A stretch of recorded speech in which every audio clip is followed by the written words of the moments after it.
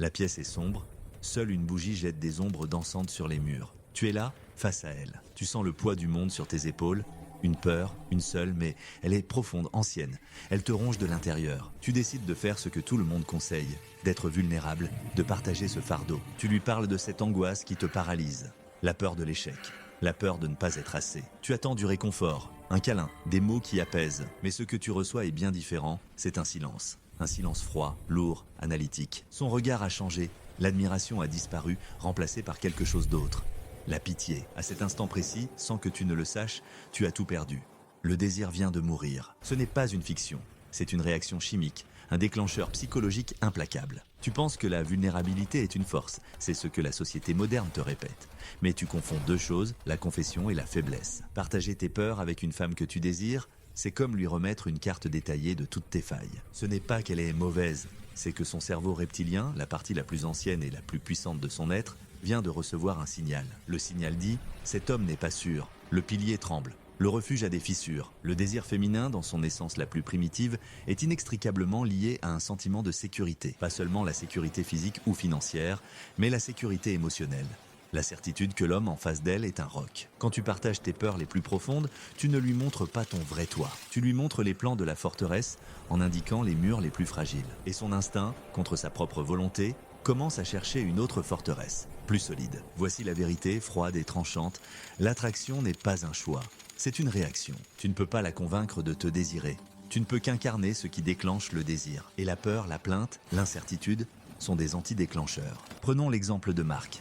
Marc est un homme bon, amoureux de Chloé. Leur relation est passionnée. Chloé admire Marc, elle admire son ambition, son calme apparent. Un soir, Marc est confronté à un choix de carrière, une opportunité immense mais terrifiante. Il a peur, peur de ne pas être à la hauteur, peur de tout perdre. Il fait ce qu'il pense être juste, il se confie à Chloé. Il lui détaille chaque doute, chaque scénario catastrophe. Il expose son âme à nu. Chloé au début le rassure. Avec des mots appris, automatiques, tout ira bien. Mais quelque chose s'est brisé. Le lendemain, elle le regarde différemment. Ses gestes tendres sont devenus maternels, protecteurs mais pas passionnés. Elle ne voit plus le conquérant. Elle voit un enfant effrayé qu'il faut consoler. Le désir sexuel est le premier à partir. Il ne supporte pas la pitié. Puis vient le respect. Il s'érode lentement, comme une falaise battue par les vagues. Marc ne comprend pas. Il a été honnête, il a été ouvert. Pourquoi est-elle si distante? Il n'a pas compris que le désir d'une femme n'est pas un acquis.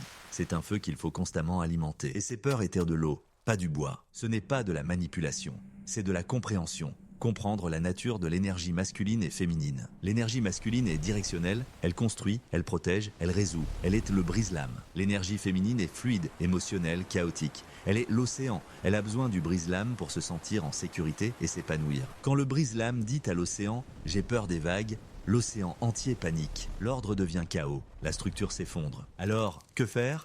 Ne jamais rien ressentir? Devenir une machine? Non. La solution est ailleurs.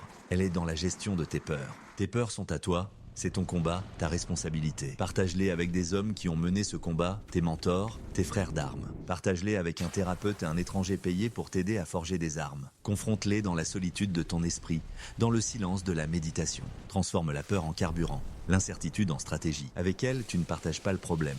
Tu partages la solution que tu as trouvée. Tu ne lui dis pas « j'ai peur du monstre dans la forêt ». Tu lui dis « il y a un monstre dans la forêt ». Voici mon plan pour le vaincre. Tu vois la différence? L'un est un fardeau, l'autre est une démonstration de force. L'un tue l'attraction, l'autre la multiplie par 10. Ce n'est pas être malhonnête, c'est être son leader, son roc, celui qui absorbe le chaos et produit de l'ordre. Elle ne veut pas connaître tes doutes nocturnes.